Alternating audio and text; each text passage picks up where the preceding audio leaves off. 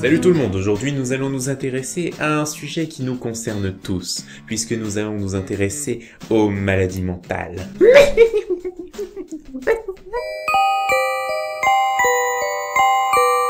Le syndrome de Capgras ou l'illusion des sosies est un syndrome délirant qui appartient aux psychoses chroniques et qui survient principalement chez l'adulte. Les psychoses chroniques sont des troubles qui se caractérisent principalement par la présence d'idées délirantes pendant au moins 6 mois.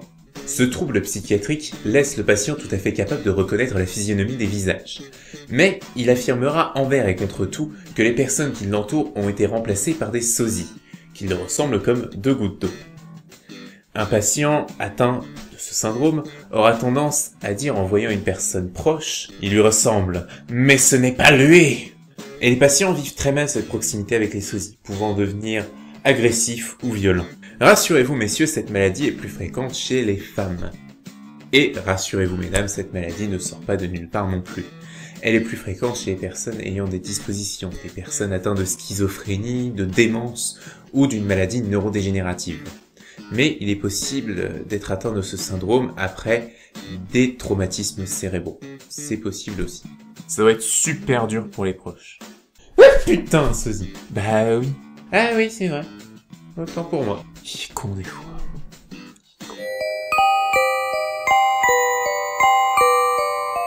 Le syndrome de Cotard est un syndrome délirant qui se manifeste dans certaines formes de dépression mélancolique, en sachant que la dépression mélancolique est la plus grave forme de dépression qui existe. Le patient atteint par ce syndrome aura l'un des 4 délires suivants. Premièrement, soit il se pensera immortel, et il n'aura donc rien à craindre de la mort, ce qui peut poser 2-3 problèmes, on va pas se le cacher. Deuxième cas, le patient peut se penser damné, auquel cas il ressentira une culpabilité délirante et se sentira souillé. Il pensera être capable de contaminer les autres d'un simple regard.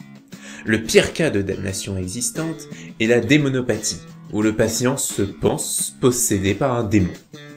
Ouais. Troisième cas, il s'agit de la négation des organes, où le patient va penser que ses organes sont pourris ou qu'ils se transforment en pierre, ou encore qu'il lui manque certains organes. Par exemple, il pourra penser qu'il n'a littéralement pas de cœur. Quatrième cas, le patient se pensera d'ores et déjà mort, et il pensera qu'il est une sorte de mort-vivant errant parmi nous. Ah, Poncho, bienvenue pour votre psychothérapie. J'ai payé dans votre dossier que vous sentez comme décédé de l'intérieur. Pouvez-vous m'en dire plus, s'il vous plaît? Ah, je comprends mieux votre problème, Infirmier, s'il vous plaît. Mais, pour remettre un peu d'ambiance, ce syndrome est aujourd'hui réversible, s'il est pris à temps. Parce que s'il n'est pas pris à temps, vu le taux de suicide avec ce syndrome, bon, on se doute de ce qui se passe. Voilà. Vous avez toujours rêvé de rencontrer un vampire, eh bien le vampirisme clinique est fait pour vous. Le vampirisme clinique, ou syndrome de Renfield, qui doit son nom au personnage du roman Dracula de Bram Stoker, puisque ce dernier développe les mêmes symptômes que nous allons voir. Ce syndrome est une maladie mentale rare qui consiste à boire son sang ou celui d'autrui. Cette maladie, touchant principalement les hommes, se déroule en 4 stades. Le premier stade, qui se déroule en général à l'enfance, est la découverte que boire du sang, en l'occurrence son sang, peut être excitant. Le deuxième stade est l'autovampirisme, qui consiste à boire son propre sang. Le troisième stade est la zoophagie, qui consiste à la consommation de chair animale dans le but de boire leur sang.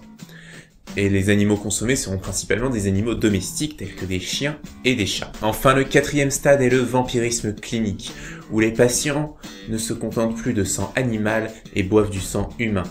Ils vont même jusqu'à voler dans les banques du sang pour se procurer ce délicieux nectar. D'ailleurs, il est tout à fait possible qu'on retrouve cette maladie mentale chez de nombreux tueurs en série. Ça explique 2-3 trucs.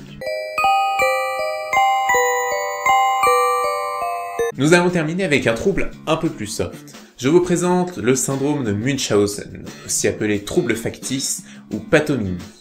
Les patients atteints de ce trouble ont un besoin irrépressible de simuler des maladies dans le but d'attirer l'attention ou la compassion. Ces patients iront jusqu'à se faire hospitaliser inutilement, passer sur la table d'opération, simuler des convulsions, des vomissements, prendre des médicaments pour simuler de faux symptômes, tout ça dans le but d'attirer l'attention du corps médical. D'ailleurs, les patients atteints de ce syndrome présentent souvent de multiples cicatrices dues aux opérations qui s'avéraient en réalité totalement inutiles. Je suis sûr qu'on peut faire un super film avec ça. Non, tu vas pas faire ce que je pense.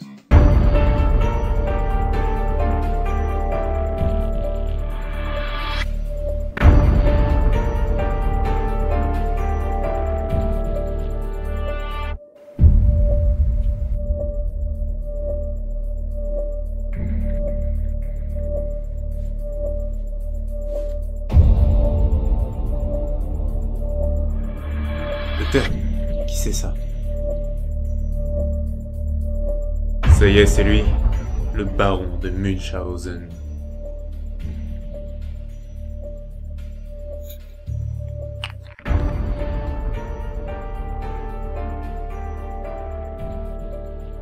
Voilà, cet épisode est d'ores et déjà terminé, j'espère qu'il vous a plu.